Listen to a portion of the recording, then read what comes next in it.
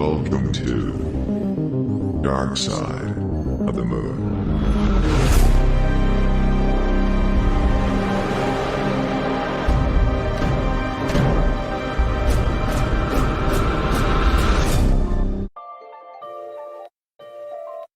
Welcome back to another episode. I'm your host, Vincent Green. I'm your host, Al John Tui. We got Cara Mack in the back, and this is Darkseid of the Moon. Let's get this show on the road, motherfuckers.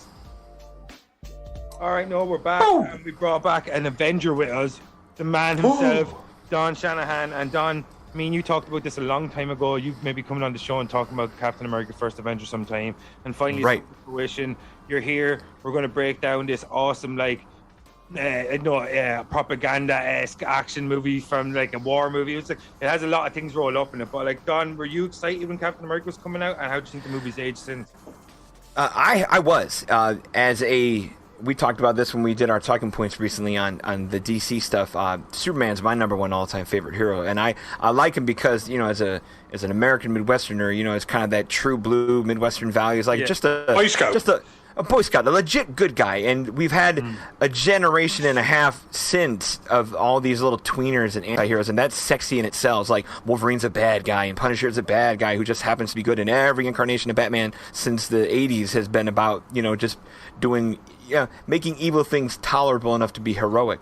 So when a true blue Boy Scout good guy comes around, I like those kind of guys. And Superman's my number one, which makes Captain America something I was excited for. And to see them at the time when it came out, it's going to be 11 years this year.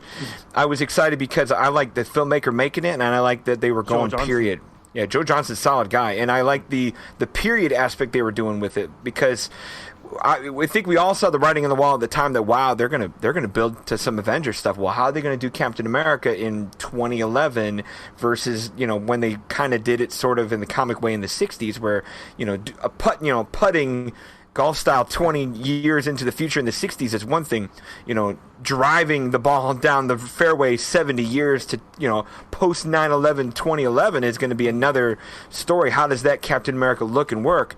And I was excited because they made it better. Like, that amount of time that he lost as a man out of time was even better than if it was a blip of 20 years. And now we've got a blip of 70, and everything about what he has is gone and different.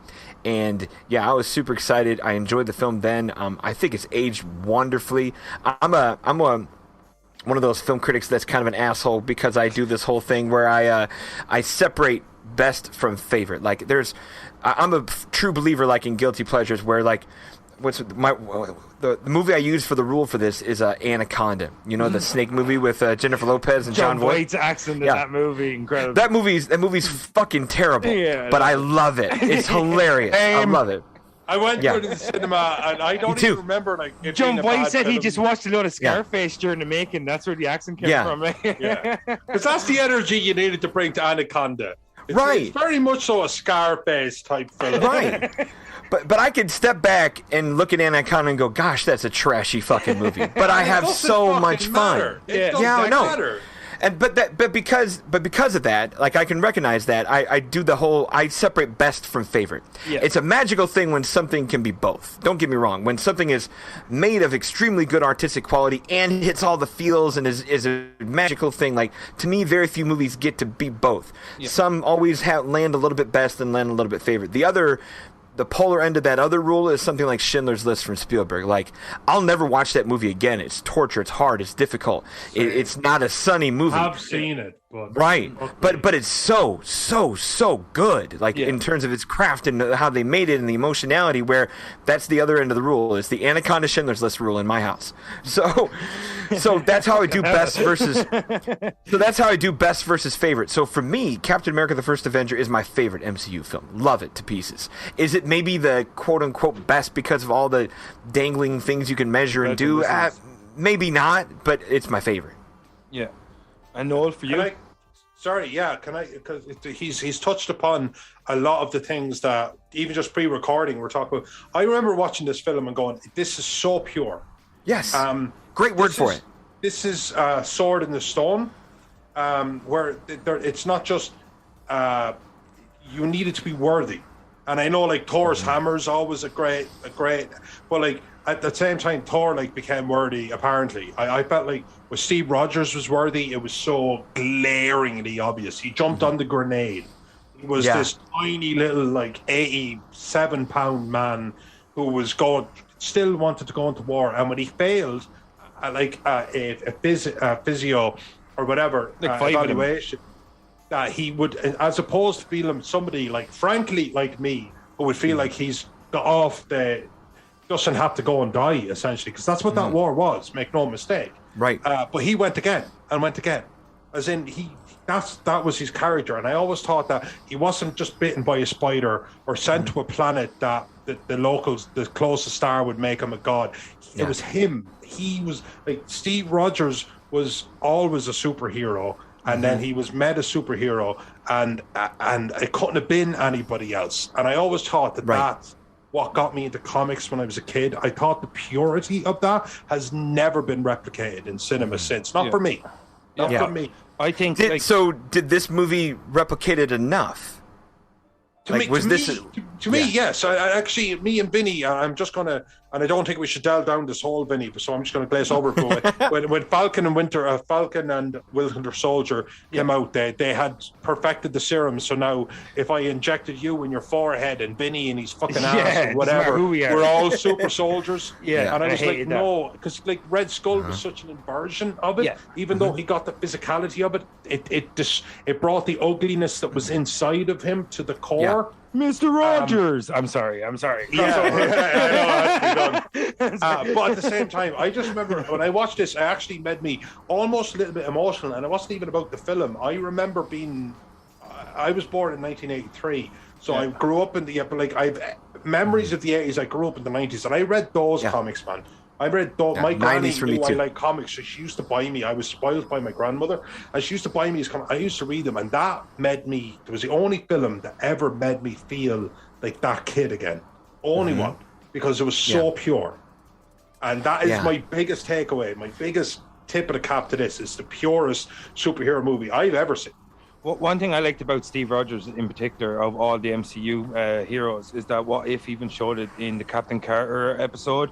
That no matter what, no matter with the serum, without the serum, Steve Rogers is a true blue hero. It doesn't matter if he's 6'2" and he's ripped like the way he is as Captain America. It doesn't matter if he's a puny, he's not an 87-pound dude. And it's like, it doesn't matter. He is a true blue hero. And that's one thing I loved about it.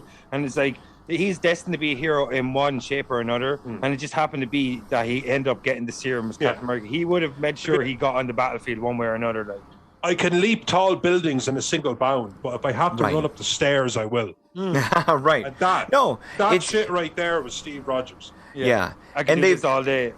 And even between Marvel and DC, they've overdone the whole reluctant hero thing. Like, but when heroics or powers are thrust upon people who aren't ready, I hate that overplayed trope in story because I'm only now realizing I do too. Right, when you say it, So or examples. Or movies think they need to do that route to like make them look more human or something like that, and they do that to characters that don't need it. That's why I thought, and here's a crazy way of thinking, and I know this is a tangent away from Captain America, but like Captain Marvel with Brie Larson, where she's an ass kicker fighter pilot and then stays an ass kicker fighter pilot with powers. Yeah. Like I like that. That's a little bit not as pure as Captain America in the true blue sense, but as pure as the hey, my attitude is the same no matter if I'm this or that. Yeah. I dug that about her. Just stay true to the character. Yeah, that should have been the Green Lantern movie.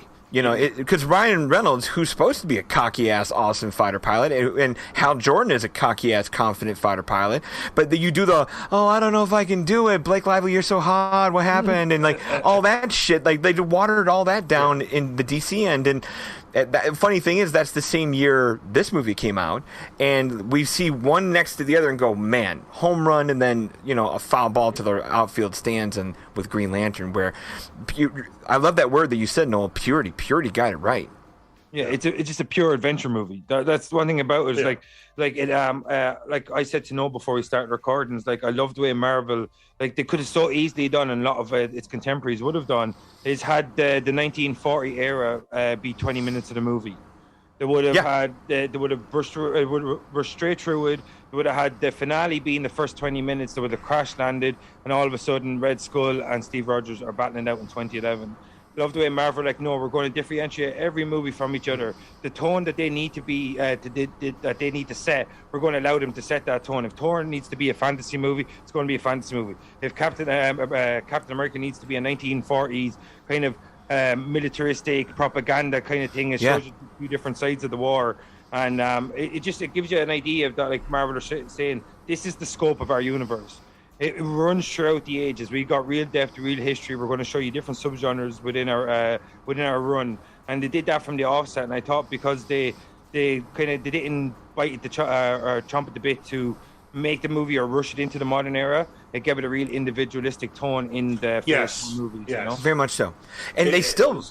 And they still pack a lot into this movie. The movie is only 2 hours and 10 minutes compared to these 2.5 hour monster movies we have now that are too big. But look how much this movie covers. You have the Brooklyn origins. You have a little bit of Bucky introduction and the whole Tony Stark thing. Yeah. You have Howard Stark. Howard Stark, I'm sorry. You've got the Erskine stuff and obviously the basic training that gets you there. His origin with the experiment. Then all of the whole propaganda USO tour stuff. And then it takes him... an hour to get to actually World War II and have the battles and have it all wonderfully snowball from there into the 107 and stuff. Yeah, but that takes a long time to get there, where you're right. That's something that is thrust 45 minutes into another movie that they take their sweet time and get to in this one. Yeah. He earns it. Eric Bana's Hulk. We all absolutely lost our shit, and rightly so, because it's a terrible movie. But I think it was like... Famously, I think it's between the 45 and the 50-minute mark that the Hulk actually shows up, and everyone's talking about how it wasn't even a film. But what you're saying, he made him fight a giant poodle, Noel. But with and I hate Origin. I just seen the Origin film too many times. But with Steve Rogers, I digged it. You haven't seen this Origin movie before. That's why. Yeah. You know what? I haven't seen, because it's not like, and then he's a loser kid in school. Because for me, like, one of the more boring ones would be Spider-Man.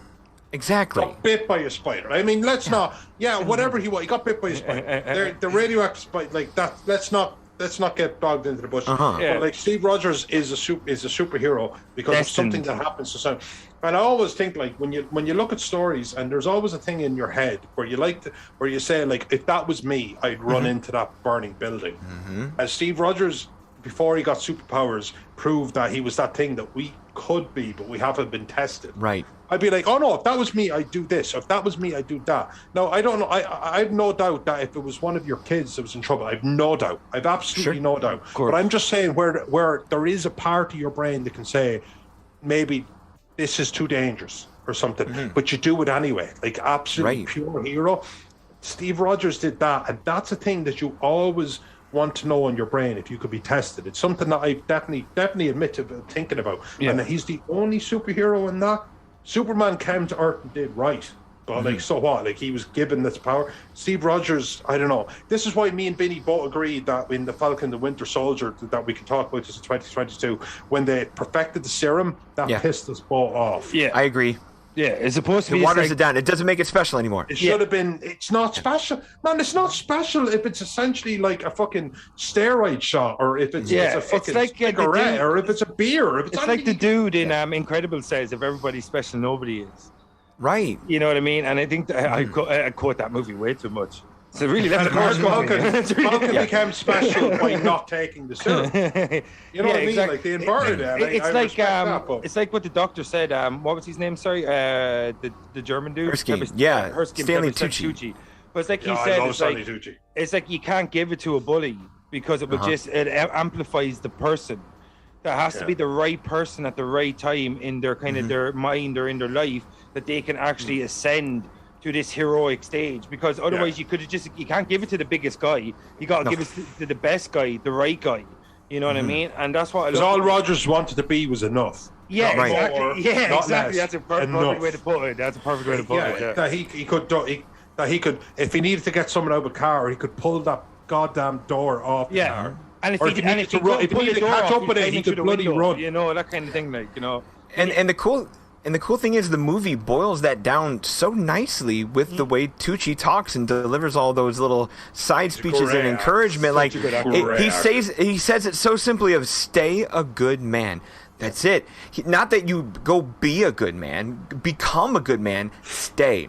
Yeah. He was one, like what Noel's talking about. He always was one.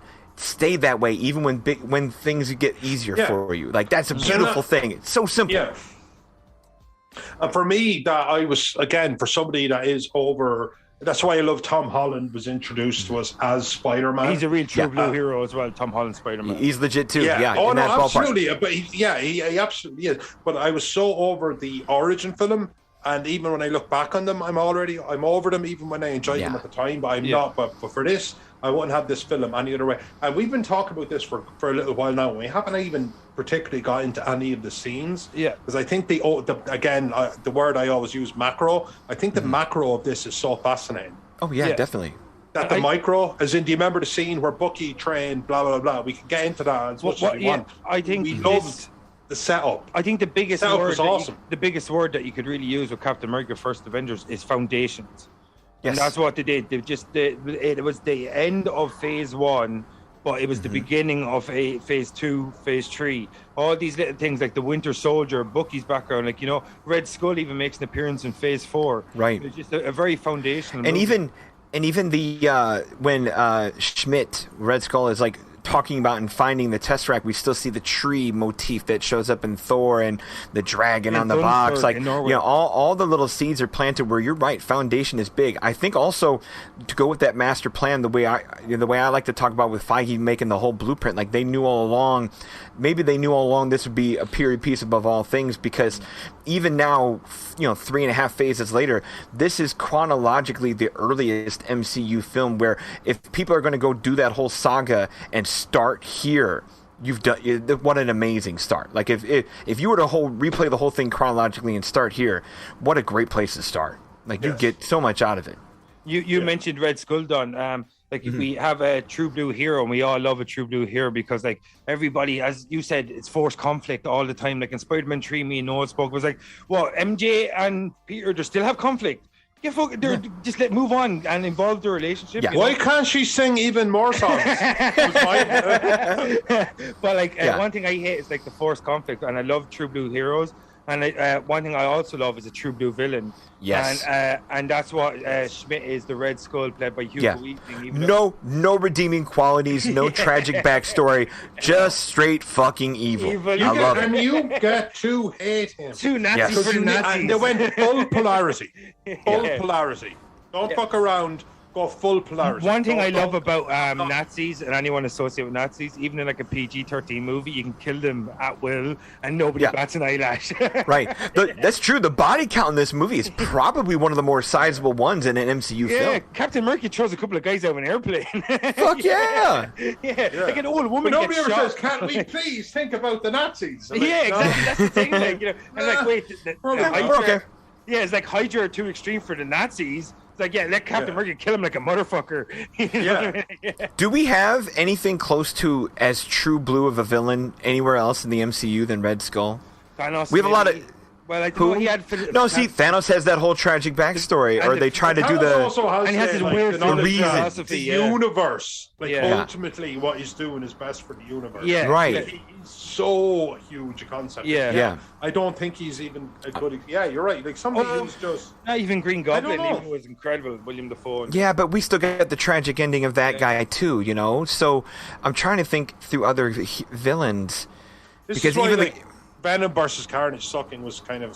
Like, I know it's Sony, but I'm with you. Like Venom should be a badass motherfucker. Should be the scariest guy Spider-Man ever meets. Somebody bigger, stronger, and better, and more evil than he'll ever be. And the movies with Hardy have made him into a two-talking boob of a character. Yeah. And someday, whenever Hardy's Venom, because that seems to be the plan, ever crosses over with this Tom Holland Spider-Man, it's gonna look so stupid because he's just not scary. You know, and he should be really fucking scary. Yes. Carnage should be even scarier, and neither one of them are made to be scary. Not when it's Woody Harrelson doing the hayseed criminal thing. Like, come on. Yeah. Something I mentioned on our yearly roundup on Pair of Rankers was that without Venom is nothing without Spider-Man. Spider-Man can exist without Venom, but Venom cannot exist without Spider-Man. It makes no sense. It makes no That's sense. why these two movies have been utterly pointless. Yeah. Pointless. Bring it back to Captain America. I would actually say please. that Red Skull and Captain America could exist without each other, but they complement each other perfectly. Yes, like, they just great way of saying it. Complement each other to have they're two sides of a coin. Yeah, They're so perfectly two sides of a coin. Because the thing about Red Skull is his intentions are pure in the absolute fucked up world that is his mind. right. Yeah. Right, Because I agree. it's not like, and now I'm going to like rob old ladies, steal pensions. It's not. It's like, no, this is what the world should be. And that was what was so fucking scary. It's an about that ideology. period. It's an ideology. Yes.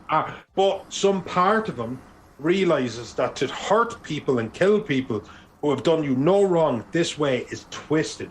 And that also came to the surface. And then when you think about that, it's one of the darker Marvel films. Oh, and yeah. It doesn't feel like it. And it didn't lean into it, but it's there. And then it's mythologically enhanced because he easily, once he gets that cube, he's got the power that is damn near unstoppable. Power of the gods. He says like 6 times. And we could do the whole power corrupts life lesson thing that is overplayed in 1,000 places, but it's not even that. Power. He was already corrupted. Now you give him power. Like there's no like it's not like the cube turned him. He was always this bad, and it's just going to be made worse. So and I like how Marvel has leaned into it at least enough where Hydra's kind of never really gone away, and that's kind of a cool thing because in the comics Hydra never really does go away and should always kind of be around somewhere. And I'm waiting for a Hydra influence or presence here in Phase 4. Like I thought it might show up a little bit in Falcon Winter Soldier, where maybe the Flag Smashers would have got like picked up or recruited or just something. I can't think of Hydra as being gone post blip. Yeah, it's around. Something's coming. I think what you'll see is probably they'll slap a new name on it and it'll be Hydra and everything but name only, that kind of thing. Yeah. I think that's what they'll do. Yeah, I think he's right. I think if they bring Hydra out now, post Steve Rogers, that it might feel old hack in terms of what they maybe. People might see it as lack of progression because what they need now, I think, is to create a new Rogues Gallery for Sam Wilson for Captain America 4. Do you think that's Thunderbolts? Maybe villains turn into pretend heroes. I'd like to see Thunderbolts. I really would. Yeah. I think now that Baron Zemo's loose, I think they're going to go there. You heard it here first. Yeah, I mean, but you got Daniel Bruhl out there. Who else? You have William Hurt, is it? Well, you got William Hurt. He'll still be the General Secretary Ross thing. Like we'll never get a Hulk story of true General Rossness. So that's all done and gone at this point. But no, I think you got Baron Zemo loose, where someday maybe a little power broker mixed in there. Like the seeds are there to do something Thunderbolts. So who else? I'm missing a villain that's out in the now that can be turned into. A lot of Captain America villains have been killed, haven't they? Yeah, I don't know. Yeah. Well, so what do you think of the supporting cast? We looked at the protagonists, we looked at the antagonists, and we got Safe Pair of Hands, Tommy Lee Jones, and then we also got the introduction of Peggy Carter, played by what's that? Haley Atwell. Atwell, and she even ended up getting her own spin-off show because she was so popular in the movie. So, what did you make of Haley Atwell's performance? And do you like seeing her coming back as Agent Carter in the What If episode recently? I did, and I really enjoy her because a fresh face. I looked at, just for trivia purposes, I'm like, who was considered at the time for that part? And it was some of the big names that were out at that time, like Keira Knightley and just known actresses with established resumes who just happen to be British, of course. Yeah. But to get a fresh face and to get somebody with some stature, like she's got some screen presence, because she's a voluptuous woman in any kind of way. She just is forceful and played that character just so just ironclad and hard. I really enjoyed that, and of course of that era as well, didn't she? Oh yeah, of that era, and she earned every bit of that TV series that she got after it, and I really enjoyed those really two good. seasons of show. Really the good. Second season gets a little silly, in terms of the overarching worldy things going, but that first season of post Steve, still kind of feeling my way about a woman in a man's world, that was really good. First season solid. Second season drifts a little bit with the California stuff, but no, she earned a good place. I really enjoyed that they've snuck her in a few cameos here and there, like with Ant-Man and the aging, like she aged into S.H.I.E.L.D. some more. Yeah. And of course, her arc as it finishes, as the MCU continues, is wonderful. But no, she's wonderful. Tommy Lee Jones, anytime a red ass Tommy Lee Jones can just come in and fuck with people, drop his little lines, and just be surly. I love it, you know. And at the end, he's like, I'm not going to kiss you. No, but like the steak scene alone, like just that's a Tommy Lee Jones thing. Like, I'm gonna have this scene which could be very blank and two camera of hard ass guy trying to pump for information, but here's Tommy Lee Jones like, I'm not just gonna act this scene all surly and tough. I'm gonna eat a fucking steak while I do it, and cut it all perfect. Just that's Tommy Lee Jones. And if that character is played by, I don't know, anybody less who's just trying to do a General Patton impression, it would just be cartoonish and silly, but it's Tommy Lee Jones. So that helps a lot. I never thought we would have this much substance come out of Sebastian Stan. Yeah. Like, I thought, this is a one movie thing that we get a Bucky thing, and if it turns into Winter. Sorry, not to speak over you, Don, but I remember around about this time, I remember he got like a 5 or 6 film fucking contract, and in my head I went, how? What? Don't get me wrong. I'm like, you're thinking big. But like, don't get me wrong. Like, Robert Downey Jr. has got a 5 film extent. Yes. Yeah. Chris Hemsworth, yes. And I remember just seeing Sebastian Stan had, and honestly, in my brain, I went, no, I don't know. Yeah. Is he going to like? Is it going to be like? Is he I going never to heard be of him referenced in? So, Me neither. Yeah. I didn't. When he showed up in Winter Soldier. Sorry, I've stolen the microphone. It's okay. From you, Don. When he showed up in Winter Soldier, I didn't recognize him. I was just like, because I hadn't seen him. He wasn't a big enough thing. He'd been gone since Captain America, you know. And I but at the same time, fucking hell, Macro, man. Macro. Like, Macro. Talk about the world building. Dudes. They do play 3-dimensional chess. They truly do. I think we kind of knew the possibility was there when he signed that picture. We knew the possibility was there when he signed that big deal, like, hey, they might get to Winter Soldier someday. Yeah. And then they did so quickly, which was fine, because it turned out good, and you had the 70-year acceleration where all of that stuff worked, and he's been a valuable Avenger since then. And I think the nice part about Falcon and the Winter Soldier is they've been able to make him full circle, because he's had such a catastrophic change from being a brainwashed villain to a recovered hero, and then they finally got to address that next to Sam Wilson in the show, and it just helped a ton. And that actor has been wonderful since. Like, Tanya, I just here I'll heard it here first kind of thing. Hulu sent me the early episodes of he's playing Tommy Lee. The old Motley Crue guy next to Pam Anderson in their love story. And I've seen the first couple episodes of Pam and Tommy. It's from the people who did Tanya with him. And it's going to be a TV series, like a miniseries, but he's just crazy. Doing the whole, tattooed rocker thing, and of course getting to bang Pamela Anderson's amazing. So, he would recommend. He can go somewhere. Would recommend. It's coming out like in February. If I'm being completely honest, I happen to actually bang Pamela Anderson. I think I just need to walk back my comments there. Right. But no, sorry, allegedly had sex with Pamela. But then the last piece of the supporting cast that I think deserves some attention is I'm gonna miss it. Is, like you said, the macro stuff, like even the little tiny parts, like the Howling Commandos and Neil McDonough.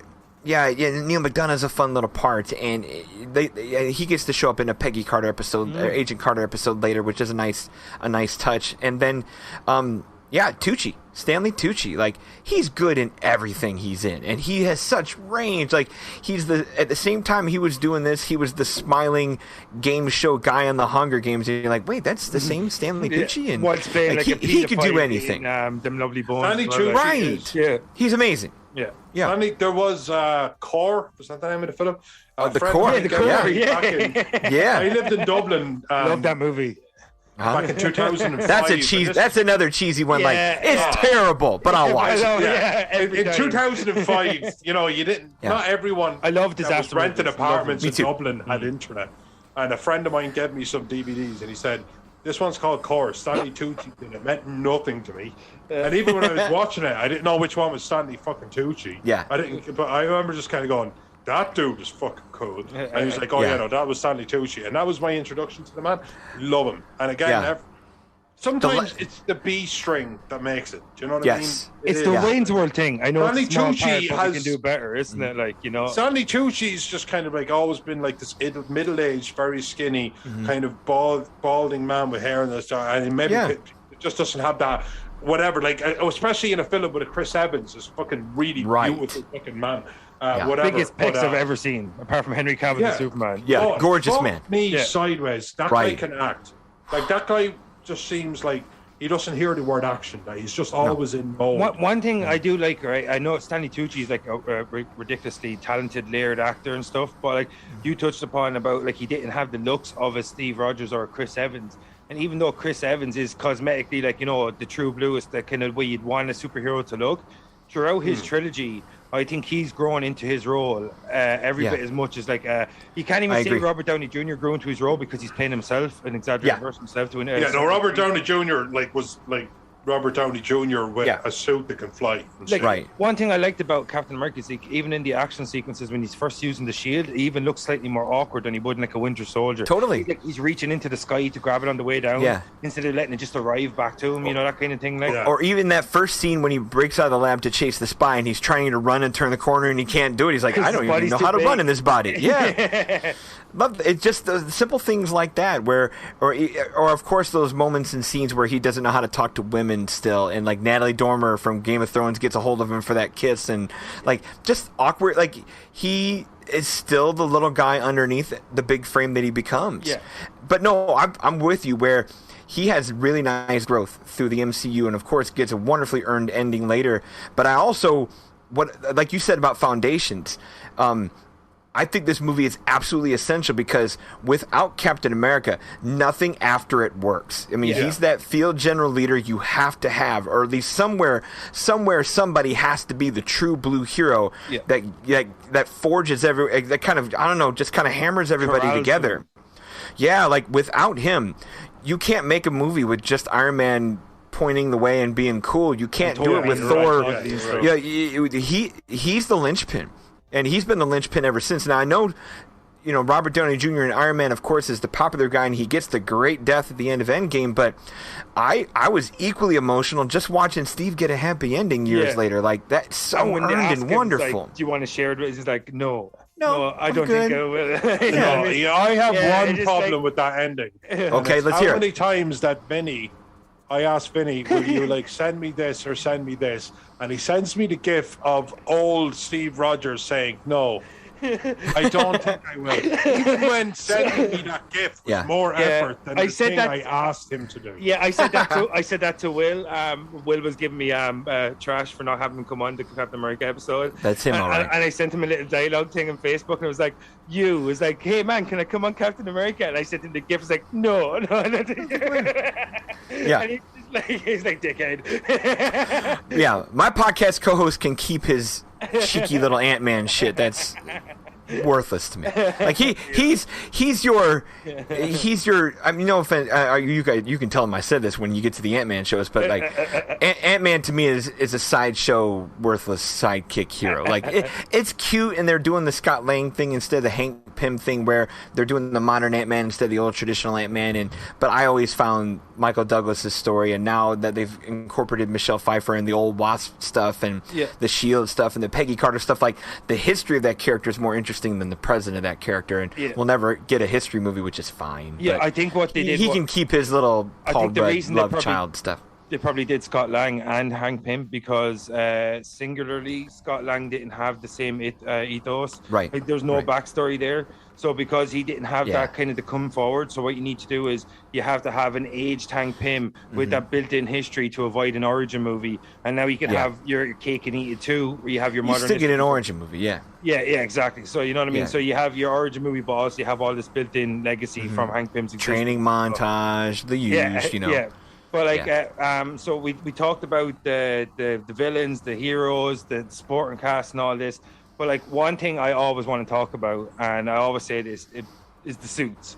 What did you make Yeah. of the? Because superhero movies is very important. The aesthetics. I do like that. I thought this was so silly when me and Vince started doing it. But I do it every time. It's a superhero film, man. Yeah, it's my favorite. I came around. When I was a kid, I could never draw, but all the things I always tried to draw were superhero costumes. Same here. Always.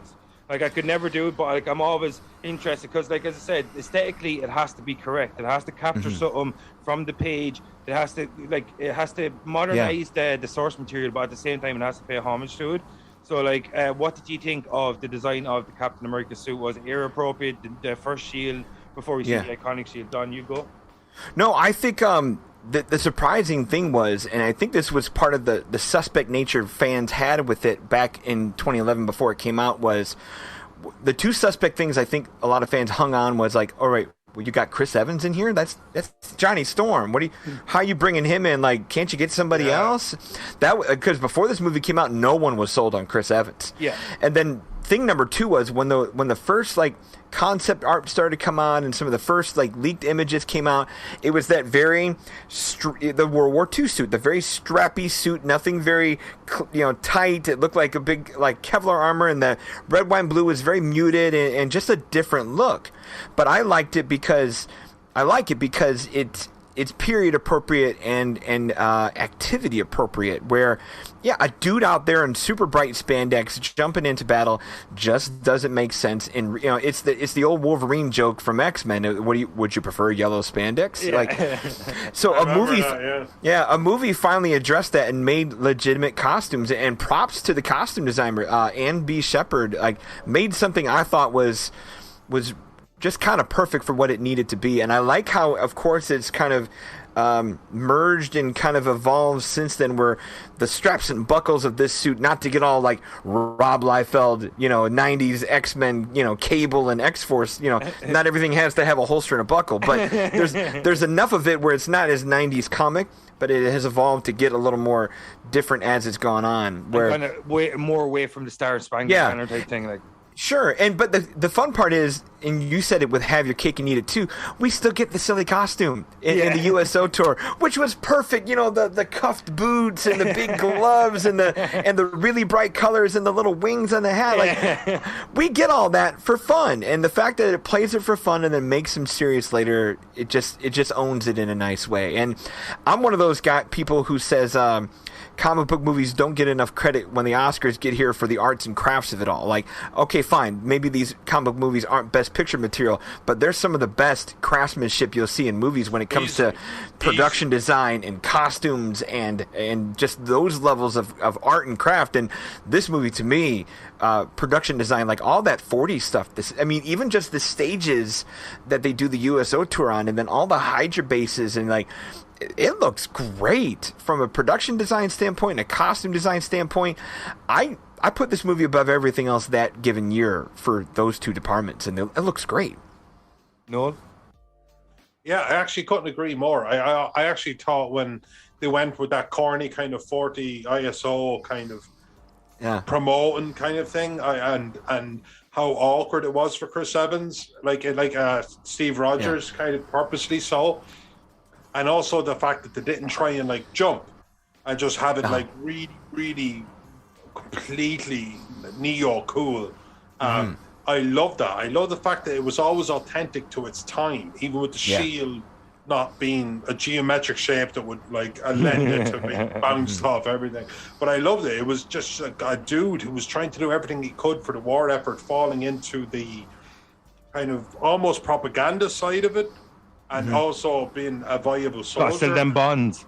I love it. Yeah. So again, we talk about like Iron Man or something, and it's a better example for like really, really cool. 14 aesthetics. Suits every fucking movie. But this it purposely had aesthetics that were a little bit off. Like he had these little wing kind of bits on his head, like Flash, and they were silly, like cotton kind of things. They looked stupid, but that was kind of the point.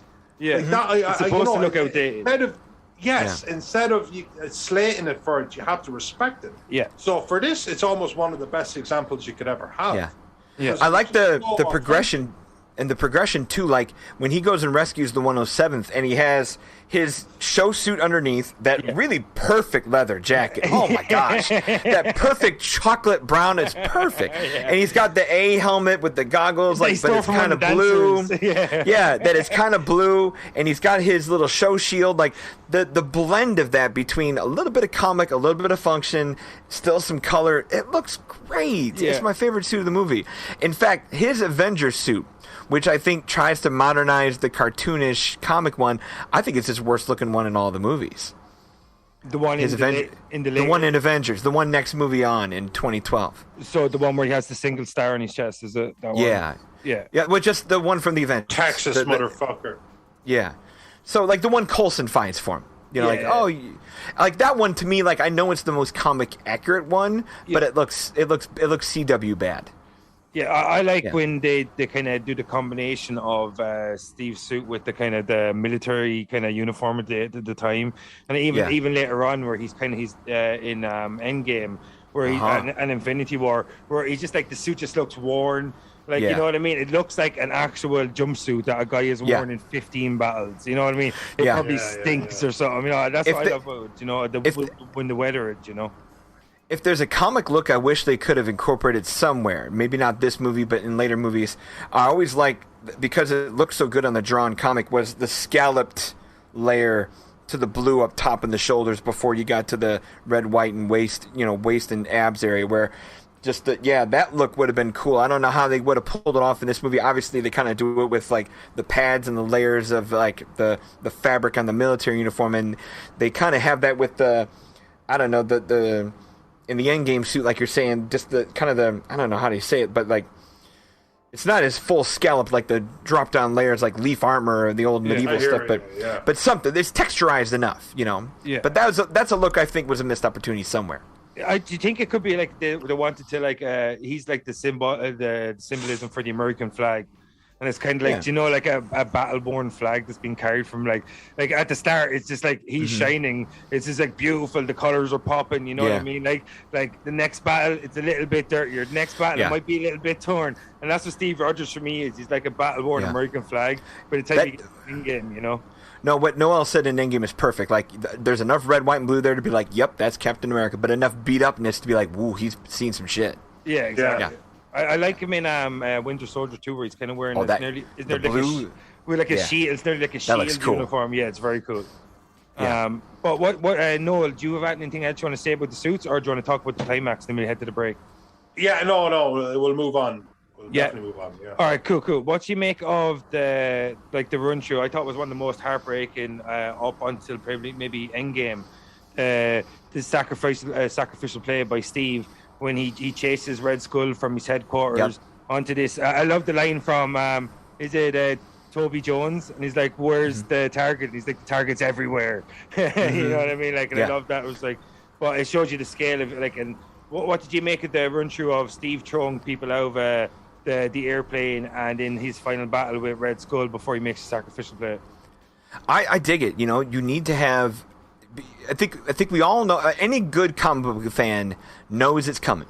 You know it's coming. All movie that how you going to put Steve on ice and bring him to the now. Like, it's especially because the movie took place all in the 40s. You're just waiting for that proverbial shoe to drop. Like, how are we going to get there? And of course, I guess they intro it in the movie like when they find his artifacts in ice. So how are you going to get there? And even with the movie's ticking clock, you're like, oh man, we're not a lot of time left to have this happen.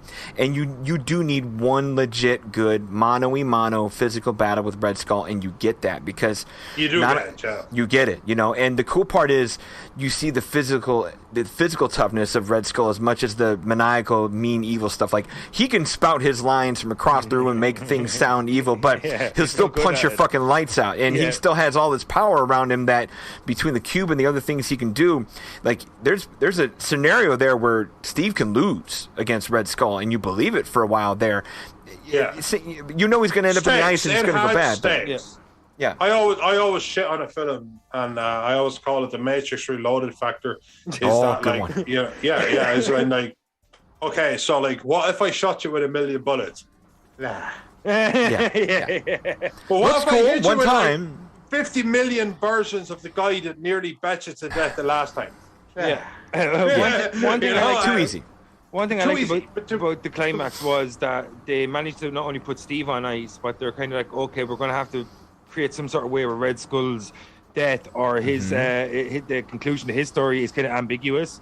So they have him like jettisoned off into the cosmos or whatever, and like we never see him again until like in Endgame. You know what I mean? Like Big surprise too. Had no idea that was coming. Played by Ross Mark. No. I wasn't expecting Red Skull when Thanos went to whatever the fucking name of the planet was. Boromir thing. Yeah. Well done. Fuck me. No, I wasn't expecting it at all. But I do. More foundation I thought, building, you know. And it's exactly. But this is again, macro. It just fucks with you, man. It just fucks with you.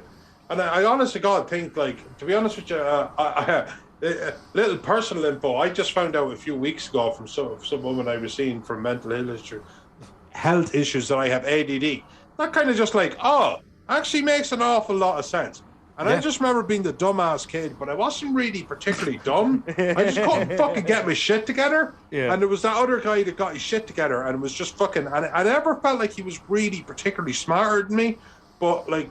This shit just, I don't know, I couldn't stick with it. And honest to God, DC makes me think of myself.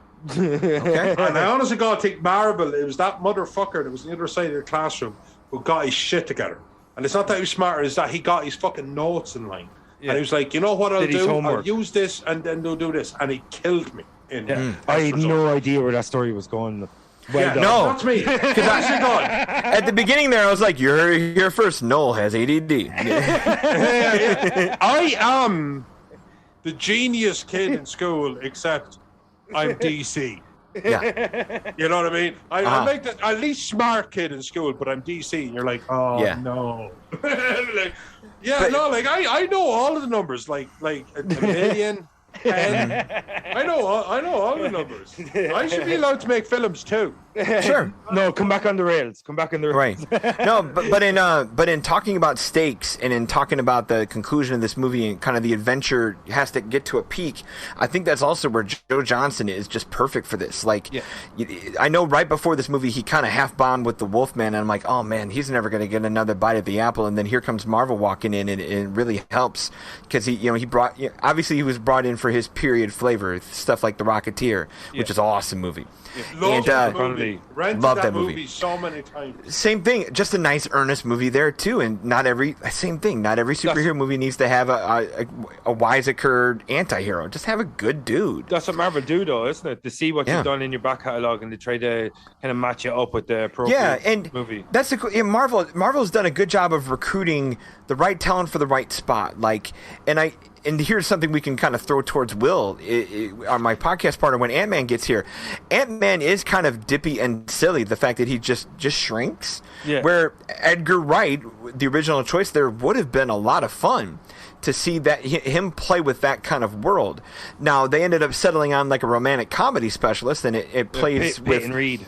Yeah, and it plays well with what Paul Rudd and what he's good at with his charm, and it worked. You know, I would have loved to see the Edgar Wright version of that movie, but Peyton Reed was fine. We might get seen in the multiverse. That'd be cool. That'd be cool. But no, Joe Johnston is a good choice, not just because of his period expertise, but because of his ability to just have to pace and cut adventure.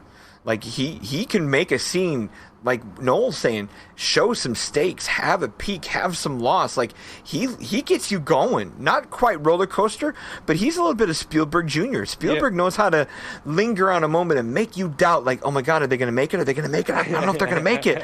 And then Johnston knows how to do that because he kind of came up in that tree with Spielberg as I don't know, not quite a protege, but in that he worked on Raiders of the Lost Ark as a technical guy. So Indiana Jones is definitely in Captain America. You can see it there, like, you know. Well, I love that joke the Red Skull makes. Instead of digging for treasures in the desert, you know, like, oh, so we're looking for the Ark of the Covenant too here, huh? Do you think that was a pure nod to Indiana Jones? Absolutely, I think it was. And that's the next thing that surprised me about this movie. Back when it came out, was the writers of this movie were just the dudes that did the Narnia movies. We're like, they can't make a superhero movie. Yeah. And here comes and the two guys are Chris Marcus and Steve McFeely. And here they have been since one of the best handlers of the whole universe since. Like, they've been hands-on with the Thor movies since then. They've helped with the Russos and the Avengers movies, where they've become indispensable, and I would have never thought they would be. Yeah, but do you think because Marvel's, like, as we talked about, they see the potential, like the Russos, they seen that, like, okay, they not only can they operate within the studio system that we spoke about in Incredible Hulk, but they're good at building foundations. People that are used to long form storytelling in TV, like as you said, The Flash, you got a 22 episode run every season. You're going to have to build out that continuous story arc, even though you have a monster to beat. And there's not one writer doing 21 episodes. It's like 14 writers all hired in to cover the villain of the week.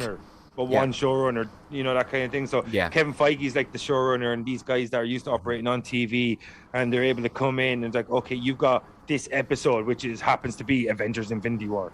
You know what I mean? Yeah. I think that's the way Marvel this kind of episode. Don't freak out. Right. It may or may not be a $200 million movie. Right. I think one more ingredient, kind of like where it's been indispensable and a necessary foundation, in the same way that we're talking about Captain America, like if you don't have Captain America, everything else after it doesn't work. I think a movie making piece of foundation that happens here is Alan Silvestri's music. Yeah. His and obviously he's a throwback old school composer, because all these up to that point, all these Marvel movies were made by other than Christopher Doyle, who's an old school guy doing Thor with Kenneth Branagh, most of these composers like Henry Jackman and Brian Tyler are new school guys that aren't good at themes. Like, they're good at filler music, they're good at making pace and pulse and excitement, but they're not good at like making memorable motifs and themes. And Silvestri, being an old school 80s guy, Back to the Future, like, when you think of Back to the Future, you cannot get that little chord and motif out of your head. Like, he can make a theme. Yeah. And until Captain America got this music with that theme, it was the number one ingredient in what became the Avengers theme further. And I was so happy to see that Silvestri got to continue. And it's almost like the old guy showing up going, hey kids, this is how it's done. Yeah. You got to make something that has guts to it and has, I hate to say it, repetition to it. Like, a theme works because you repeat it. You apply your other parts of the music to it.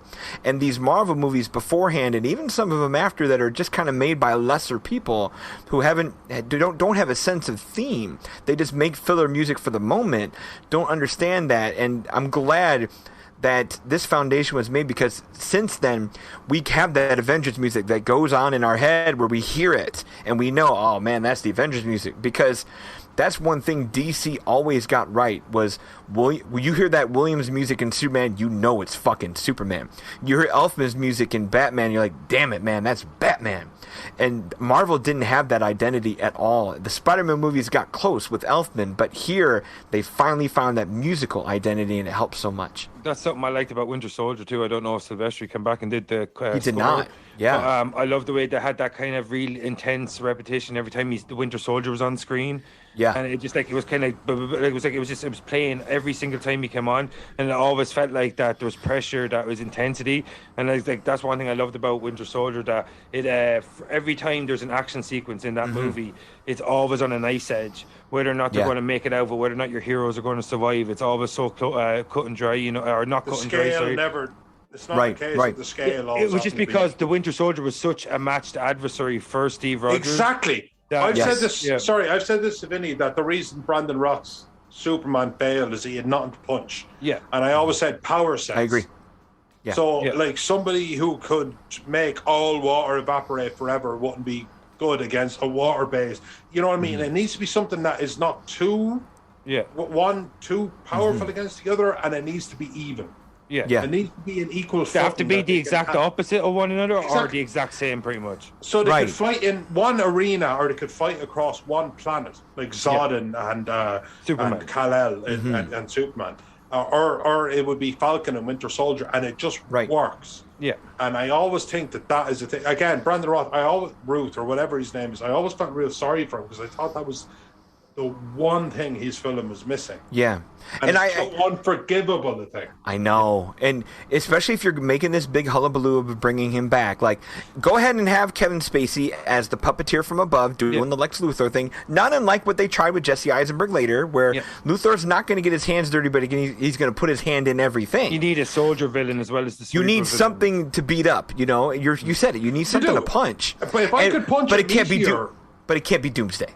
Exactly, and it can't be. But if I could punch a meteor and the meteor comes out the wrong side of it, right? Give me a dude, and it's just because of my. I thought Michael Shannon code. Zod was the perfect encapsulation of both archetypes in terms of villain. Yeah, like he was cerebral and he was able to punch Superman. You know, the one shame about that is we've seen Zod done before. You know, like if we had never seen General Zod before, Michael Shannon was really, really good. But the fact that we can always rewind and see Terrence Stamp doing his Neo before Zod, getting Shakespearean about it, like that's fun. It was great. He was great. Just for that style of movie. Yeah. Another example of DCU. Oh yeah. Like another example of the DC universe having to constantly recycle the same people. Yeah, you know, and that's an issue. That's a problem. Brainiac would have been fine, like because Brainiac can kind of become anything, be physically imposing, and then still something smart enough that Luthor can do. You destroy a model of Brainiac because Brainiac was even cool in that Krypton show. Brainiac's better than Ultron. Yeah, when you think about it, way better, 100%. Yeah, he's traveled the universe. He's absolutely. So that was it. It's like this unforgivable thing. But I always thought that's another thing that Captain America got right. I don't know if I got everything right, but I always thought that as far as a pure comic book film, I've never seen a pure comic book film as good as the first Captain America. I haven't. Yeah. And I'm not sure I ever will. Yeah. No, I've seen better, but I've never seen as pure. Sure. Yeah, no, it was definitely the kind of the blueprint of how you pay homage to the source material whilst at the same time modernizing the character. Well, you know what I mean? Yeah. Very few comic book movies have done that. I think a small example on the side, on the darker end, where you honor the source material, but you're obviously doing something for your era, and there's still some purity to it, is The Crow. Yeah, such a good movie. Yeah, just like...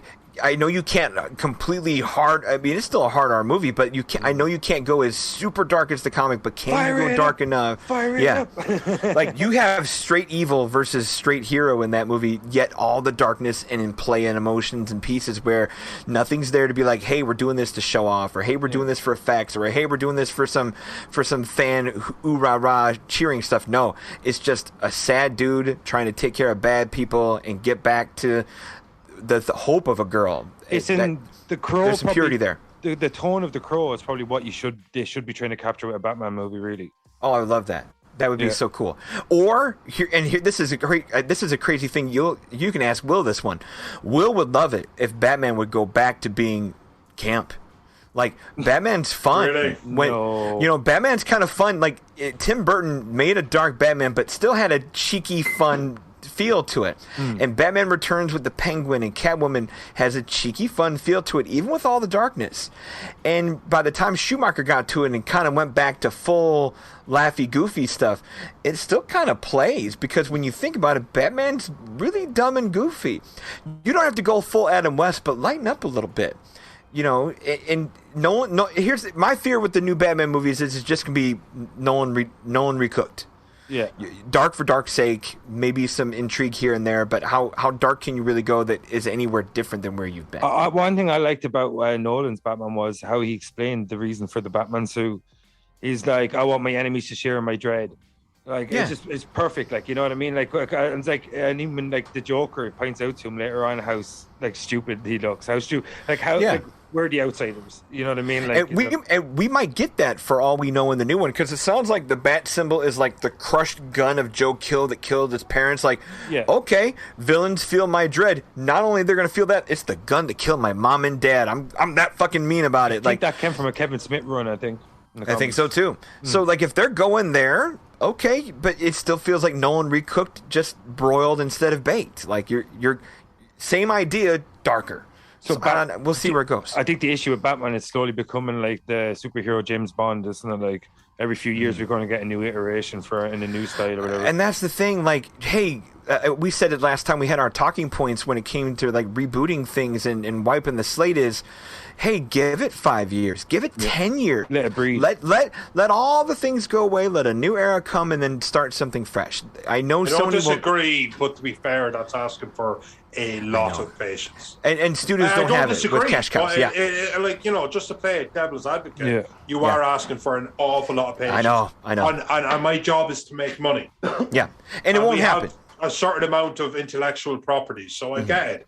But, you know, devil's advocate on it. Just, I know. Like, I think like, for example, with James Bond, I think the out that they're going to do is, and I've heard it done, I think in the novels or in other places, where the James Bond that has the closure and the arc of now will be like a code name the business uses on their next guy later. Like, hey, you're not the James Bond. He's dead and gone. But, hey, here's the code name of our top operative. Yeah. Like, somebody else will be James Bond, but they won't be the guy. To me, I always thought, and I even mentioned we had Steve Rubin on MDK Presents a few months back, and I thought that would have made more sense that if James Bond was just a moniker, like, because I'm a spy and I'm going on telling everybody my real name. That makes no sense to me.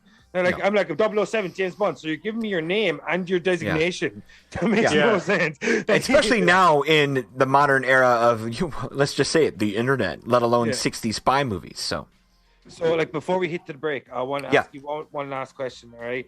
So at the end of Captain America, it brought him into the new. It brought him into 2000 and when was this movie made? 2008, 2009, 2012. Yeah. Is it? Yeah. So it's like in and around. So delayed. So it brought it into the modern era. And we got to see Steve, and like we got to see him interact with Samuel L. Jackson's Nick Fury. So, like right at the end of this movie, were you excited for the future of Steve Rogers going into the next movies? Yeah, I admit I was stoked because I think the rumors were already there that we knew the Avengers were coming. They got their leader because, like we were saying earlier, like they were missing something. They were missing a leader and a linchpin, and to see this movie build a very pure. To keep using Noel's word, great use of the word Noel. I mean, now that the pure guy was in place, but it was always the first word. Noel pure too, right? but now that the true blue guy has stepped forward to assert himself and be established, I was stoked. Right. Like everything was in place at that point. Like Iron Man was already cool. Thor was big and bad enough. Maybe the Hulk was the one thing. Like, hey, how are they going to pull that off? Can they make it happen? And obviously, they didn't announce. They had. It was Norton was out. We didn't know Ruffalo was coming quite yet. I think it was like Comic-Con the year before, probably about when this movie was coming out, where we didn't. New Bellend. Yeah, but we didn't know the fate of the Hulk. So now that Evans was there and like, okay, they'll figure out the Hulk. I'm sure they can pull it off. I was stoked, super stoked. And they brought it together in such a cool way of like him knowing the ball game and then like the Times Square run, like right out of Vanilla Sky or something like that. It was a pretty cool little moment. Noel, for you? All right, just phrase the question to me again. Did the climax of Captain America when they brought him into the modern age leave you excited for his future in the MCU? Yeah, of course. There was something. So he actually did feel for me like he was of his era, which I just think is a real credit to Chris Evans. Like, forget all the superhero, forget everything. Just he did feel like he was of his era. And when he comes to in this new one, and you did feel it just had that epicness of again like the Fellowship of the Rings where they go over the hill and it's subtle, but they reach a new land, and then you knew that now it's an entire different set of rules. Yeah, and it felt like it. Yeah, and I thought they did that well, and you had Nick Fury kind of saying like welcome to whatever. Yeah, but I do think I do remember getting like a chill, kind of going wow, like seriously, finally here we go. Yeah, and then even when you have all that pump up, chill, his first thought is that the girl he missed. I love that. Yeah, like his first thought when he comes to is like, oh, I missed it, and I must have really missed it. Yeah, because he had given everything, because he was always going to give everything, but at the end of it, he'd hoped to go home. Yeah, and he was willing to die, but that was the thing: a soldier's willing to die, but hopes to go home, and he got neither. And I got a question. I got a question for you. I know it was just a matter of like giving Haley Atwell more chances to appear. Are you, the sidebar question, are you okay that she appears a few more times? Like, were you hoping to really twist the dagger, like, hey, like if she would have passed away like in 1998, you know, like should she have been dead and gone instead of linger on? If you're asking me, I'm just going to be blunt. I would just say yes, because I do think that the brutality of life, and if you're going to go with the brutality of life, it's a simple fact that everybody's I can think gone. of. Yes, I can think of one or two awful examples in my life of somebody who the last thing I said to them was something I wish I didn't say. Or somebody I wish I spent more time with. My life is not a particularly tragic one by any stretch of the imagination. Sure. I'm just 38 years old. I've just literally been on the earth that long, and that's what life can often be. So I would have gone, yes. I would have just said like 1998, 2001, a decent length of life, and no tragedy in and of itself. But he didn't get there in time. No, I'm that for me. No, I would have done that. I think they wanted to. I think they were always hinting at the whole thing that Steve did go back through time, because there's one part where she sees Steve and she's like, Steve, or she says that you're my husband or something. Doesn't she say it to him one of the movies where she confused him for her husband? And like, so I think they were hinting that maybe it was right there in Winter Soldier, wasn't it? Yeah. Where he visits old Peggy, right? Yeah, exactly. So I think they were hinting at that. They always live together. So I just think it was his destiny to have this weird, in his mind, a bittersweet kind of thing, like that he needed to say goodbye, that he was so close. Yeah. Because her funeral is in Civil War, right? Yeah. Because he goes away, he gets a phone call.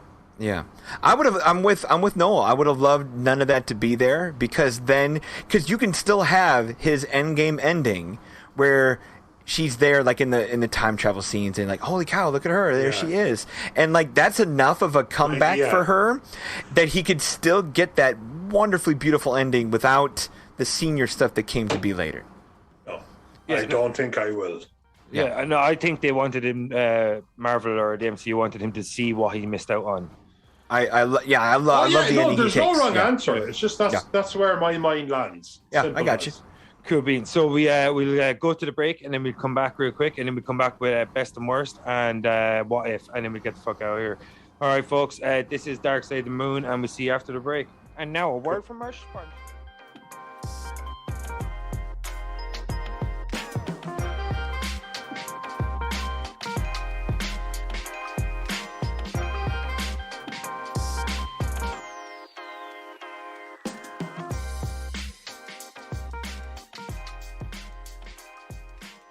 Back from the break. So before we left you, we were talking about Captain America First Avenger here with Don Shanahan and Noel. So Don, one section we always like to do after the break is the what if. The big question, it's like a short question, but it's a very big question. What if you were the director of Captain America First Avenger instead of Joe Johnston? What would you have changed? Ooh, if I'm Joe Johnston, I love the tone of what he, like the plan that Joe Johnston had, like going period, emphasis on the layers and production, and even the soft cinematography looks good. And like I said earlier, like hiring Alan Silvestri, all that stuff is really well in place. If there's a what if, I'm that guy who, he's nailed it. Don't get me wrong, and obviously he's grown into the character since. But my what if is, if it's not Chris Evans, could it have been somebody else? And I admit, I wonder. You hear about those rumors of like John Krasinski or even Sebastian Stan interviewed for, or tested for this and got Bucky instead. Or I know Wyatt Russell at the time, screen tested for this. Like the history US of agent. Yeah, and he ended up getting US agent later. But I look Johnny at them. Walker. I'm trying to think of the list here of the what ifs. I'm going to scroll down and burn some airtime here of all the people who test for this. Like Ryan, here it is. Here's the list. Sam Worthington and Will Smith, of all people, were in early talks to play Captain America. And then later, the people who were auditioned for it were Garrett Hedlund, Channing Tatum, Scott Porter from Friday Night Lights on TV, Mike Vogel from Cloverfield, Sebastian Stan, Chris Evans, John Krasinski, and then the list gets a little shittier as you go. Like even like Alexander Skarsgård, stuff like that. My brain of what if is, if it wasn't Chris Evans, I think the popular name that always rises up is John Krasinski. What does this movie look like with John Krasinski kind of pre-Office, or like at the same time as The Office? That's my what if. How would this movie play without Chris? Noel? Well, actually, it's a good question because it's not exactly a straightforward one, is it? No. It's such a And good well, movie. I absolutely will fight to the death about how amazing Chris Evans was, and I Same think here. we all absolutely. Yeah. I think we all will. Well, like I don't know, perfection was Robert Downey Jr. as Iron Man because Robert Downey Jr. just worked as Iron Man, He just is as a Tony personal Stark. level. Yeah. But like just that absolute perfection. But honestly, it is a Christopher Reeves type thing. I just think he was the all-American. I think he was the blue-eyed, good-looking kind of salt of the earth kind of character, and I think he played that extremely well. The fact of the matter is, perhaps it could, like in an alternate universe where somebody had it played by John Krasinski, just to throw out a name, you threw out, and you said, like, what if the guy who played Johnny Storm played him? And he kind of gone, really? Johnny Storm guy? No. I'll stick with my John Krasinski universe, my Sebastian Stan universe. I could see it. But at the same time, no, I honestly God think like Chris Evans was Johnny Storm, but Chris Evans poured his heart into Captain America. You got the feeling that it was something that it meant something to him. It was real, So I don't know. I don't really know how to answer the question because I'm not sure that it's a question that's framed in a way that has an answer. All I know is that Chris Evans worked his ass off for it, and that's America's ass. Yeah, and that's America's ass. But I did. But I just bought him every step of the way. But what would you change, Noel, if you were the director? Oh God, I you know what? I'm not exactly sure because I love Sebastian Stan. I absolutely loved Hugo Weaving. I loved Chris Evans. I thought maybe I would have kept Hugo Weaving alive, but only just in the sense that I think he was, because he's like the Joker of Captain America or something, I would have liked maybe a little bit more utility between That was out of their hands, though, wasn't it? Because that was out of their hands in a way. So maybe if just the call was mine, I could say, fuck you, this is what I'm doing. But it's not to say that it was a perfect film, because it's not like a perfect film. But I just thought that to set Captain America on his way to being an Avenger, I find, like, as an armchair director, fuck me and fuck my opinions. But He's a but I poet. would have maybe made it a bit more gratuitous because fuck them, they're Nazis. Yeah. And you Maybe could have even worse leaned than into Nazis. that more because like Captain America killed people in that film. A lot of And it was people. understated, or it was left to like, did he? Like, as in, he threw this. Like, you yeah, see he the has gun the strength to- You see He the has- guns shot on screen, but you never see where the bullets are hitting. Exactly. And I'm kind of thinking, like, well, if I had the strength of, low-key the strength of 12 adult men, and I threw the hardest metal in the known universe into your skull with said strength, would you be dead? Yes. Yes. The answer is yes. Yeah, but you can have But, like, you have to have implied but you death can- when you're trying to get that PG-13 rating. Exactly. You have to have implied that. So I would have loved to lean into it more. But again, everything about this was so strategically well done that I find it hard to pick apart. Yeah. I only know if I didn't have to care about any of those factors, that I would have had it been a little bit more gratuitous. Yeah. Because it was a war film based in World War II, and that was no little thing. That was nothing that was is shied away from in other films, and it was shied away from a little bit to get its rating. If I was changing something just for my own selfish purposes, it would be that. Yeah. Well, I you- Not bad. One Good thing, pick. one thing, like with the gratuity of the violence, is that I noticed when I was watching Captain America that it seems to be more acceptable to have people die in explosions than it is for them to die personally. You know what I mean? Like, it's like anytime he normally kills people in this, is like he'll blow up a bike and the next guy will drive into it and he'll explode. And of course, everyone in that situation is dead. But because it's shown as a fireball and not people on fire, it's acceptable. You know, that kind of thing. Like, so Yeah. yeah. But Yeah, and how many Disney movies have we had where the villains fall to their death, where we don't see splat on the pavement, but Yeah. that's Man, a it makes safe me way. think of Yeah. Beauty and the Beast, where Gaston or whatever his name is, the actual tautness of the rope in the shadow. And I remember thinking, like, for Disney, Oh, that was, Tarzan. like, Yeah. insane. Having a dude hanging there, that was ballsy. Yeah. that was Sorry, dark one Disney. second. What about Someone you, Vinny? What would you change? I think I would have had him get into the action a little bit sooner. Like I love the build fair. up. I love the build up. I'm all like something I tend to criticize movies generally is about pacing, how you use your time that's allotted to you. So you mentioned this movie's just over 2 hours long. It's not like one of them 2.5 hour movies. So like his origin story is important and the way they structured it was very well done.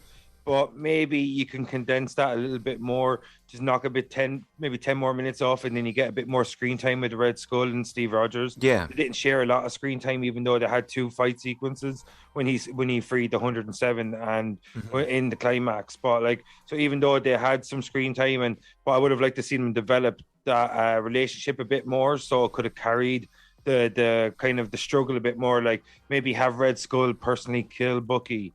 So there's more stakes there and there's more hatred and stuff like that. I think when you have a death, you can really make it mean something, not just because of the death, but because who commits the crime, who kills the person. So I think if you have Red Skull instead of some armored Hydra goon killing Bucky, I think it would have heightened the stakes a bit more, would have created that bit more personality between Captain America and Red Skull, because really the only reason they were at odds was because of different ideologies and not because there was a real personal connection. I think the scary thing about war is always that the guy, the night prowler who goes from door to door killing and robbing people, knows he's a scumbag, like knows he's a bad guy. And I always thought the scary thing about war is that everyone's right. Yeah, and when it's they like what Barry Pepper says in that, Saving Private Ryan: "If God's on our side, who's on theirs?" Right. Yeah. You know, so I just think like with Captain America, I thought they had these opportunities that if you trim a little bit of the origin story pre-war, that you have these opportunities to make it a bit more personal, have a bit more screen time with your 2 central characters, Steve Rogers and the Red Skull. So I can never remember his name. Something Schmidt. What was his first name? Johann Schmidt. Johann Schmidt. And so like I just think like if you have a bit more screen time with them, you have the Red Skull kill Bucky or cause like him to fall from the train or whatever, that you create this personal kind of conflict within a greater scale of the war itself. And that's one thing I liked about Last of the Mohicans. It's just like this massive war, but they encapsulate this personal story because they create these personal stakes between the villain and the hero, and you can do that. And so, like, you could tell a very personal story within a greater scope. So, World War II, greater scope, opposite ideologies. That's the reason they went into conflict. But the reason you heighten the conflict, you kill Bucky, have Red Skull be the person that kills him. So, like, I think you can create that more of a personal connection inside the greater story, because they're always going to go against each other, but you need to make it more personal, because, like, if I'm a Nazi and you're the top level American soldier, we're always going to be at odds because of different ideologies. We're literally at war with each other. And who's to say who's right? Right. Oh my God! Wait a minute. Okay, I would like to completely walk that one back. I'm just sorry. You heard it here first. Noel thinks the Nazis had a point. I just feel like there should have been this. Yeah. No, I don't. In terms Please of don't infrastructure, extra bureaucratic. You know what? It would be just like to finally. I'd probably become famous now, just based on that. Just Nolte. Noel Gate. Except everyone in America calls it Noel Gate. Right, you're gonna get that shit for sure. Yeah, for sure. But so I just think you can create more personal link between the central villain, central hero, and then heighten stakes as you go along throughout the story. So that's my what if. We heard Don's, we heard Noel's, and so we get into the best and worst, and then we get the fuck out of here. We've all got things to do. Don, so thank you so much for coming on with us. So Don, what's your best of the Captain America First Avenger experience? The best is the period feel. You know, I love the 40s and the look of it. I know you just got done talking about from a what if standpoint that you're spending an awful lot of time on Origin and all that with I'm with you. Like if you trim some of the Howard Stark stuff out, like maybe you don't go to the little science fair, maybe you don't have the fondue scene, and there's places you can certainly trim and get that out of there. But I love the 40s feel. You know, the World War II nature of it. You know, it's an excuse to have Tommy Lee Jones and then Silvestri's music, which kind of pops and plays with that kind of, you know, sense of adventure in that time period. Yeah, so for me, the best is the period feel. If there's one little extra credit best I'll put in there is the Stan Lee cameo. I know Stan Lee wasn't as hands-on with Captain America as he was other heroes, but he's got a nice cameo. But a lot of people never give credit for the guy sitting next to him. The guy sitting next to Stan Lee in the cameo is Reb Brown, who played Captain America in the old 1979 TV movie. So like a cool little get there. And so, yeah, the period feel, you know, from production, costumes, all the art stuff, it just looks great. Yeah, and the show, I know the USO part is probably another place you can trim some minutes, but like the look of all that, like the montage with the movies and the comics and the kids and the dancers, it's fluff, but it looks really good. Yeah, they pull off everything they tried to do, isn't it? And that's the thing. Even if some things you can say trim here, trim there, you can understand why it's included and the way it's included. You know. But so, Noel, what's your best? I think the best for me is that when I got so incredibly, and it was early on, I got so incredibly sick of origin stories. I'm a comic book reader since the 80s. Yeah. So fuck off. Just if films were only made for me, and let's just say it, and they're only made for me, and I'm the only one that matters, I would just say no, please, just skip. Yeah, this one I would say no, because Steve Rogers is Captain America. That's an AKA. It's not a secret identity. It's an AKA. It's Steve Rogers becoming Captain America. There's again, as Don liked the words, so I suppose I'll just use again. There was just something so pure about it, and especially with the way he comes into his power, and it reminds me of the Sword and the Stone.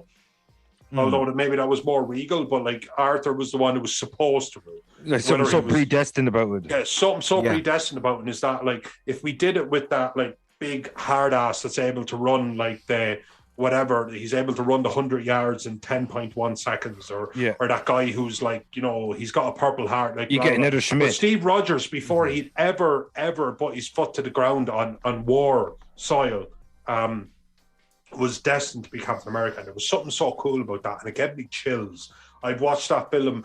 I confused one of our previous podcasts, and I watched Captain America, and then I realized, that was the next one. So I've watched Captain America twice now in the last few weeks, and I so 3-4 times in total, but I still got this chill at that particular moment. The transformation sequence. It's just something about actually, like, forget that it's me or you. There's something like I'd like, you know, like the way you want to be remembered. Were you just good? Like ultimately, were you good?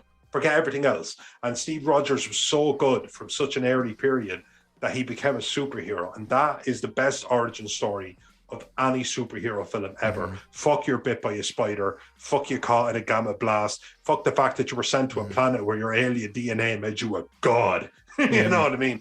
That it was the most purest. It was the purest origin story. And if somebody told me I hate origin stories, I would say, cool, skip. Yeah. But if they said I'm going to skip the first Captain America, and it's not even the best Captain America, it's the strongest trilogy across the back of the head, I wouldn't have it. The strongest trilogy of all the Marvel trilogies. Easily. So that's best for me, because he said the period I thought was excellent as well. But for me, you know what? The origin story done to perfection, perfectly. Yeah. That's the best for me.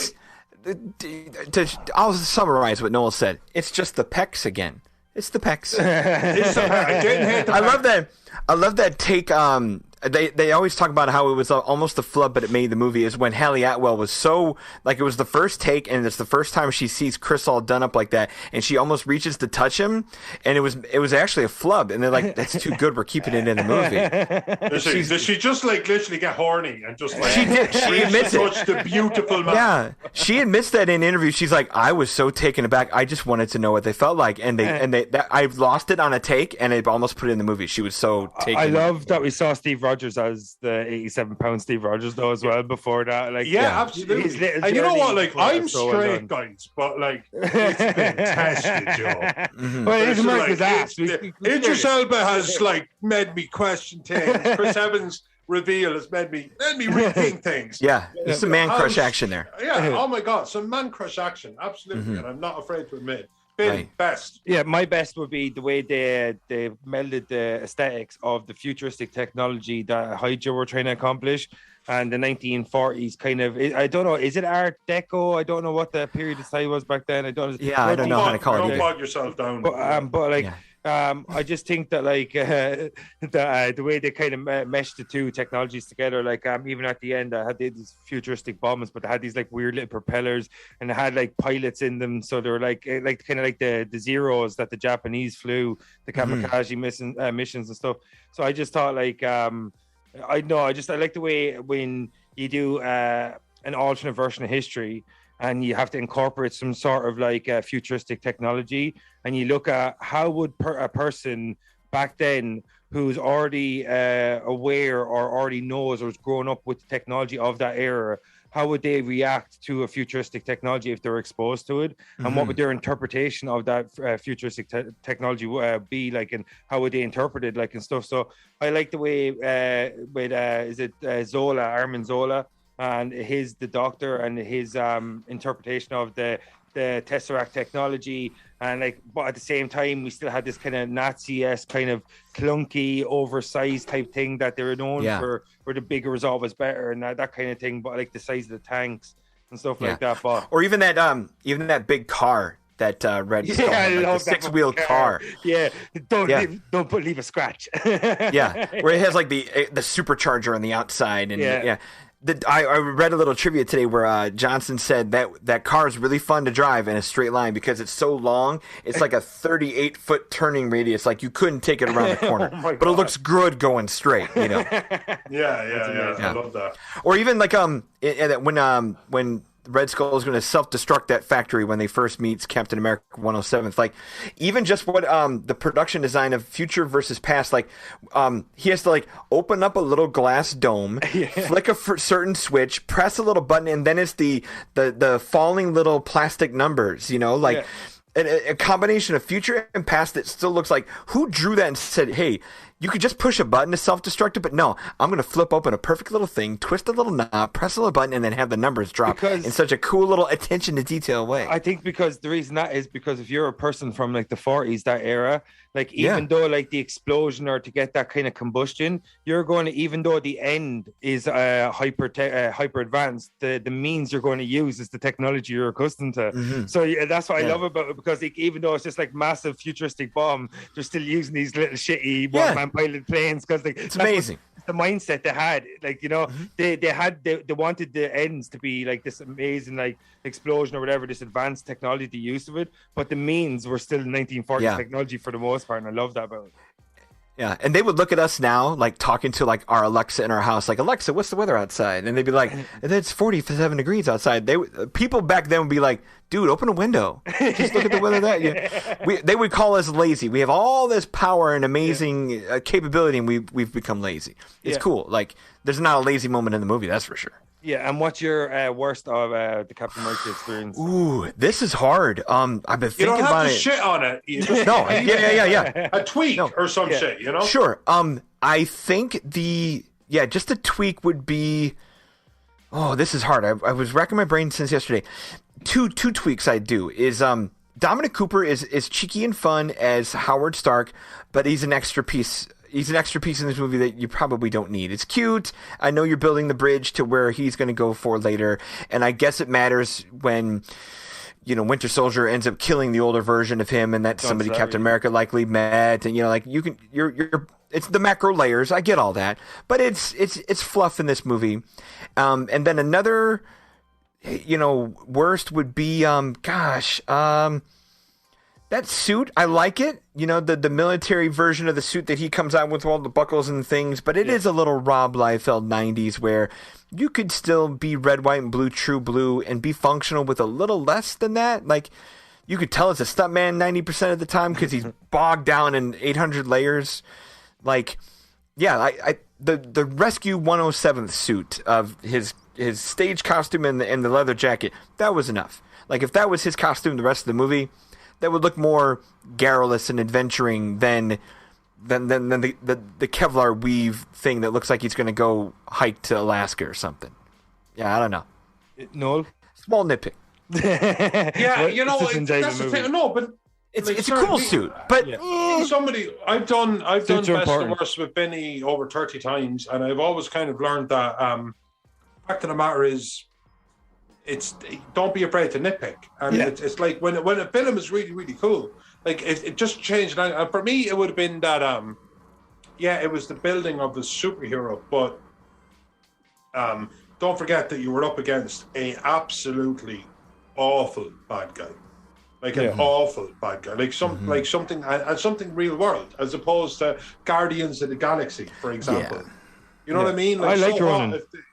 So, but this was something that was so real. This is something that would have been great to have a Captain America to absolutely, completely crush. Of course, they would have to balance that out with like a Red Skull or something.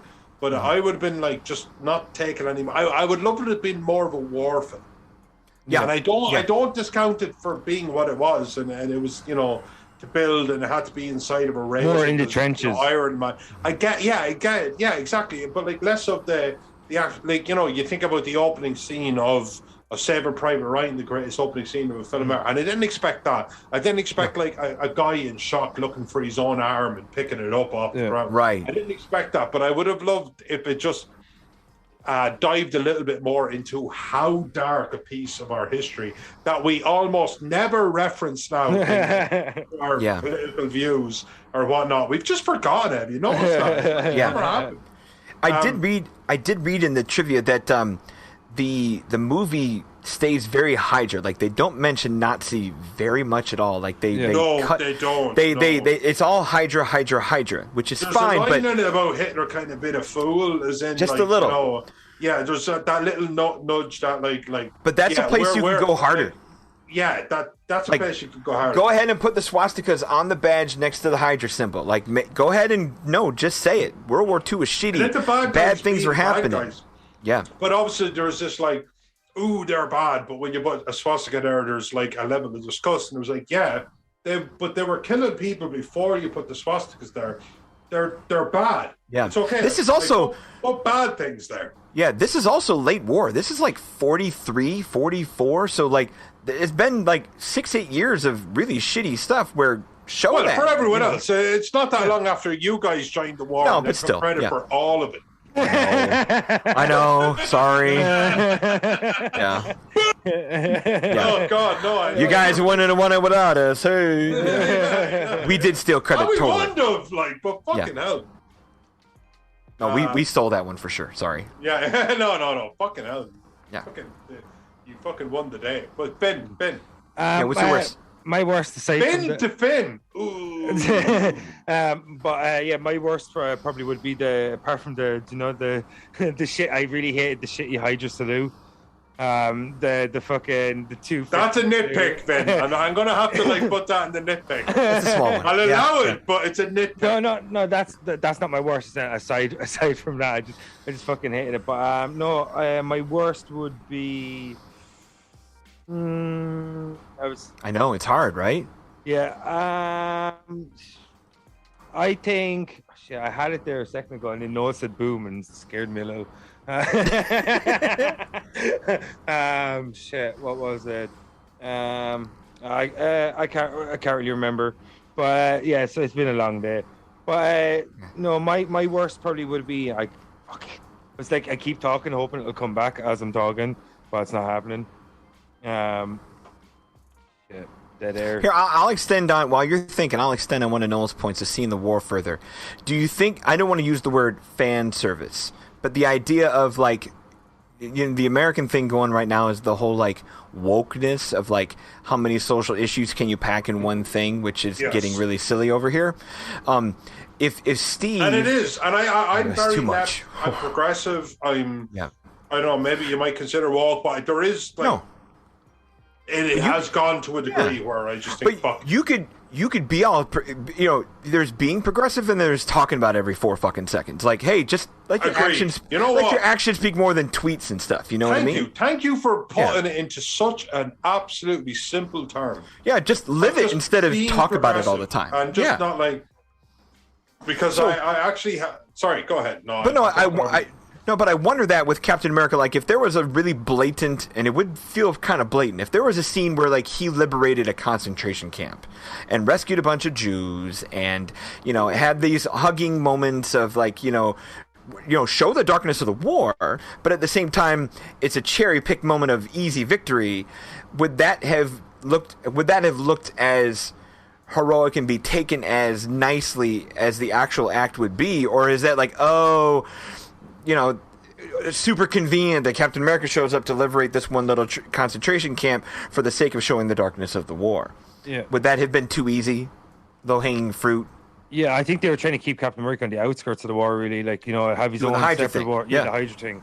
Like, but yeah, so I finally remembered what my worst was. Stalled well then. Yeah.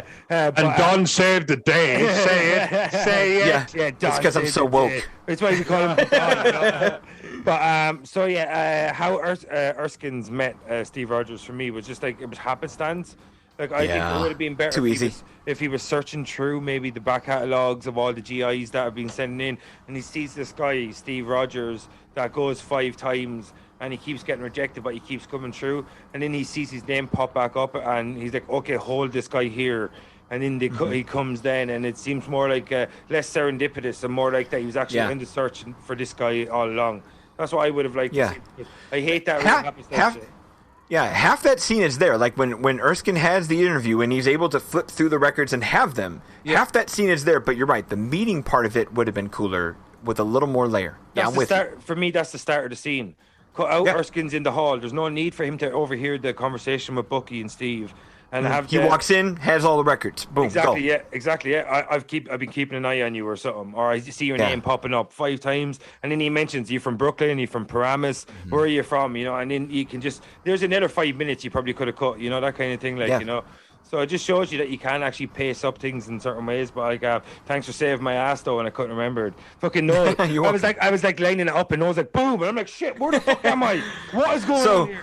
So Noel, you can use this in the future as like one of those like deprogramming words on Vinny. Is just say boom and you lose him. It'd be like Vinny being like, Noel, I just don't think you're putting your all into this podcast. I really think I'm boom. What